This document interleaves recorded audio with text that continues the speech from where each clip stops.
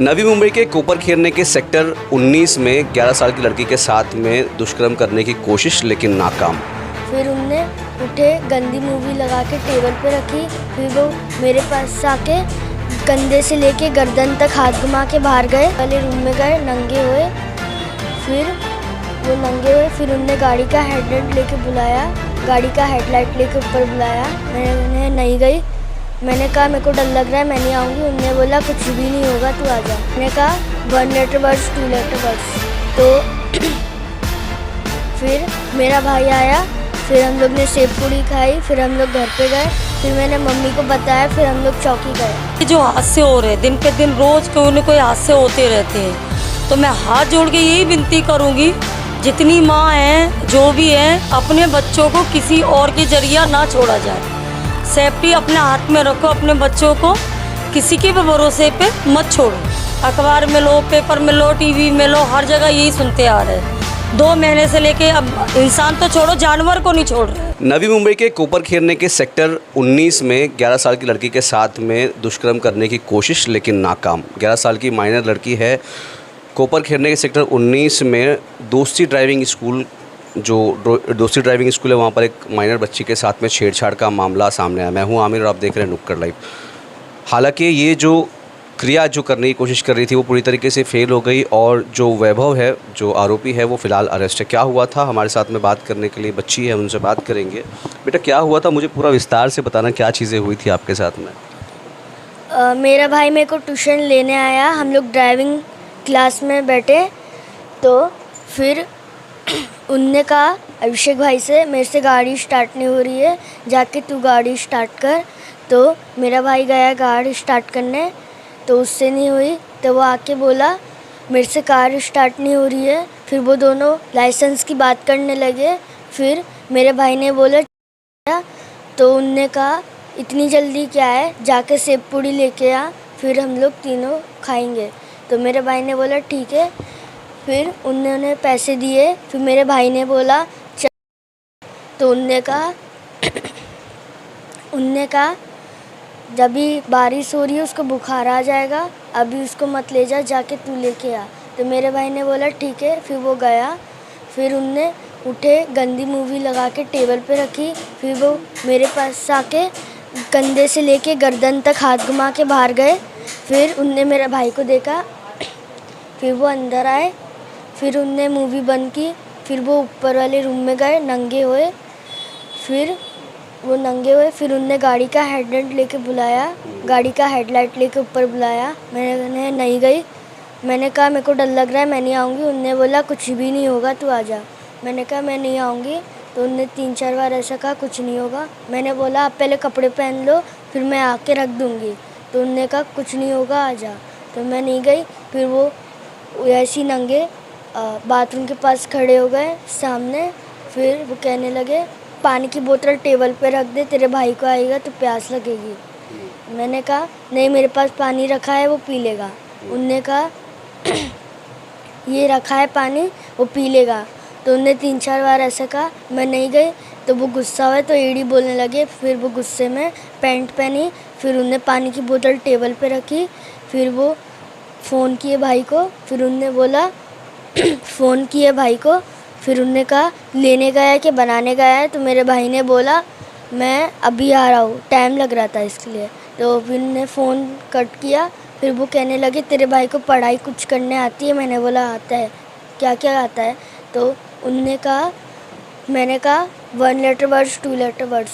तो फिर मेरा भाई आया। फिर हम लोग ने सेब पूड़ी खाई। फिर हम लोग घर पे गए। फिर मैंने मम्मी को बताया। फिर हम लोग चौकी गए। तो वो वैभव देवरे जो है, उसको वैभव देवरे को आप कब से जानते थे आप उसको? हाँ, 3-4 दिन। कब से? 3-4 दिन। 3-4 साल से? नहीं, दिन। 3-4 दिन से? हाँ, कभी कभी जाते थे। पहले से नहीं जानती थी, बहुत नई बातचीत थी। अच्छा, हमारे पास माइनर बच्ची की माँ भी साथ में, मतलब मुझे आप बताइए कि कैसे इंसिडेंट आपको मालूम पड़ा, क्या सारी चीज़ें हुई, कैसा लग रहा है आपको, कितना सेफ लगती है आपको? अब बच्चे हैं घर के अंदर, छोटे बच्चे, जो जिस तरीके से मामला हो रहा है, कितना सेफ लगता है आपको? मेरा कहने का मतलब ये है, जब मैं घर पे आई रात को 2 बजे, मेरी बेटी ने बताया ये सब, जो अभी मेरी बेटी ने अपने मुंह से बोला है, तो यही मैं बोलूँगी कि ये जो हादसे हो रहे हैं दिन पे दिन, रोज़ कोई न कोई हादसे होते रहते हैं, तो मैं हाथ जोड़ के यही विनती करूँगी, जितनी माँ हैं जो भी हैं, अपने बच्चों को किसी और के जरिया ना छोड़ा जाए। सेफ्टी अपने हाथ में रखो, अपने बच्चों को किसी के भी भरोसे पे मत छोड़ो, और ना ही किसी पे भरोसा करना चाहिए। और जो बड़े लोग हैं, साहब वगैरह, उनका नाम तो डीसीपी वगैरह, हाथ जोड़ के विनती करूं कि हमको इंसाफ मिलना चाहिए। आज हमारी लड़की की जगह कितने बच्चे तक को नहीं छोड़ा जा रहा है। जहाँ देखो रेप केस है, मार के डाल दिया है। अखबार में लो, पेपर में लो, टीवी में लो, हर जगह यही सुनते आ रहे हैं। 2 महीने से लेके अब इंसान तो छोड़ो, जानवर को नहीं छोड़ रहे। तो ऐसे इंसान को नहीं छोड़ना चाहिए, इनको सज़ा मिलना चाहिए। क्या नाम है आपका? मेरा वंदना नाम है। वंदना जी। तो जिसने जो बच्ची के साथ में जो मॉलेस्टेशन, जी, जिसने जो बच्ची के साथ में दुष्कर्म करने की कोशिश किया, उसका क्या नाम है? भेबो, ये चौकी में नाम मालूम पड़ा हमको। क्या नाम बताया आपको? भेबो। और जो दर्ज हुआ इसके ऊपर, पुलिस ने क्या जो कार्रवाई की उससे संतुष्ट है आप उस चीज़ को? नहीं, अभी फ़िलहाल नहीं हूँ मैं। ये हमारा केस पहले नहीं ले रहे थे, हल्के में ले रहे थे। मैं 2 बजे से लेकर रात को 3 बजे तक वहाँ बैठी तब मैं आई हूँ, वहाँ से मैं हिली नहीं हूँ। जब मेरी लड़की बोल रही है सामने से, हम कोई सिखा पढ़ा के तो ले नहीं गए, उसकी हमारी कोई दुश्मनी नहीं है। तो लड़की के साथ ये ऐसा किया, अब कितनी लड़कियों के साथ किया होगा उसने। तो यही मैं विनती करती हूँ, जो भी पुलिस वाले हैं, बड़े साहब हैं, मैं ये नहीं कह रही हर पुलिस वाले ऐसे होते हैं, बहुत से पुलिस वाले गद्दार भी होते हैं, जो पैसा लेके भी काम नहीं करते, रफा तफा करते हैं। हमको चौकी में धमकी भी दी गई है, हमको चौकी में ये भी बोला गया है, छोटी मोटी सज़ा दिलवा दो, थोड़ा ले दे के रफा दफा करो। अगर मेरी लड़की का रेप हो जाता, वो मर जाती, बच जाती, तो हॉस्पिटल में होती, नहीं तो शमशान घाट में होती। जब कोई पूछने आता कि मेरी लड़की कैसी, क्या है, किसने किया, कोई नहीं आता। मेरे घर वाले कोई भी नहीं थे। तो पुलिस वालों को मैंने वही पूछा कि आपकी कितनी लड़कियां हैं, कितने बच्चे हैं, कि 1 लड़की है। मेरी बेटी की जगह आपकी बेटी होती तो आप क्या महसूस करते, आपको कैसा लगता, सामने वालों को क्या करते आप? वैसे मुझे भी लग रहा है, एक चाकू लाती हूँ, भोंक देती हूँ, डाल दो मुझे अंदर, तो मैं खुश हूँ। तो अभी आरोपी बता रहे हैं कि आप अरेस्ट है ना? इसी तरीके से क्या मांग रहेगी प्रशासन से, जो आला अधिकारी है, जो इस तरीके से जो हर दिन कोलकाता का मामला कभी सामने आ रहा है, मतलब जो महिलाओं के साथ जो मामला आ रहा है, उसके लिए आप कैसे प्रशासन से और कानून की कैसे मदद मांगेंगे? मैं इतना बोलना चाहूँगी, सख्त से सख्त उसको सज़ा मिले, और उसको देख के जो सामने वाले और भी लड़के लोग हैं जो ये घिनौनी हरकत करते हैं बच्चों के साथ, बड़ों के साथ, ये उनके लिए भी सीख मिलना चाहिए कि सामने वाला भी ऐसा ना करे। इसको ऐसी सज़ा मिलना चाहिए, इसको बरी तो नहीं होना चाहिए, इसको सख्त सख्त सज़ा मिलना चाहिए। क्या लगता है आपको अभी जो कानून है उसके अंदर कहीं ना कहीं कमी है, जो कोई कानून का डर नहीं है, इस तरीके से बच्चों के साथ ऐसी हरकतें हो रही है, महिलाओं को भी मतलब बिंदास खुलेआम छेड़ा जा रहा है? हाँ। तो कानून में बदलाव होना चाहिए। तो क्या बदलाव होना चाहिए, क्या होना चाहिए? अगर आपके हाथ में कानून दे दिया जाए तो आप क्या करेंगे इसके ऊपर? अगर मेरे हाथ में कानून होता ना तो मैं उसको सख्त से सजा देती। क्या करते हैं आप? मैं तो सीधा फांसी लगा देती। कानून में क्या बदलाव होने चाहिए? कानून को ये बदलाव आना चाहिए, कम से कम सामने पब्लिक में एक डर होना चाहिए पुलिस वाले का। अगर हम ऐसा क्राइम करेंगे तो पुलिस में हमको क्या सज़ा मिलेगी? तो पुलिस वालों की तरफ से उनको ये डर होना चाहिए। पुलिस किसके लिए है? एक गरीब लोग के हिफाजत के लिए। अभी जैसे पगार लेने के लिए सरकार के पास, सरकार पगार कहाँ से देती है? गरीब लोग का पैसा होता है, वो उससे ही उनकी पगार होती है। पगार तो बराबर टाइम पे लेते हैं।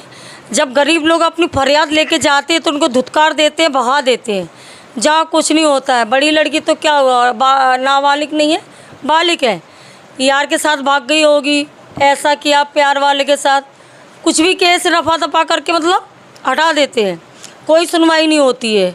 और गरीब लोगों की तो बिल्कुल नहीं होती है सुनवाई। जो पैसा बढ़ता है, लिया दिया जाता है अंदर अंदर, वो होती है। मैं ये नहीं कहती। अभी प्रशासन से आप क्या मतलब कैसे जो आला अधिकारी है उनसे क्या मांग करेंगे आप? मैं तो यही चाहती हूँ कि उसको सज़ा मिले और भी जितनी महिलाओं हैं, जितनी माँ हैं, मैं हाथ जोड़ के यही विनती करूँगी, अपना बच्चा सेफ्टी में रखो, किसी पे भी भरोसा मत करो, चाहे वो भाई हो, मामा हो, मौसी हो, कोई भी रहने दो, आजू बाजू वाला पड़ोसी, किसी पे भरोसा मत करो बच्चों के मामले में।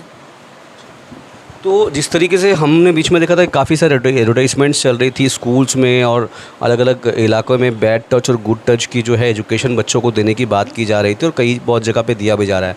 इसी सटीक चीज़ों की वजह से जो आज बच्ची थी कहीं ना कहीं इसके साथ जो हादसा होने वाला था वो बच गया। मैं भी सभी लोगों से रिक्वेस्ट करता हूँ कि अपने घर के अंदर जो बच्चे हैं, जो माइनर्स हैं खास करके, उनको गुड टच और बैड टच की सीख दे ताकि इस तरीके से जो आने वाली चीज़ें हैं उसकी रोकथाम हो सके। मैं आमिर खान, नुक्कड़ न्यूज़।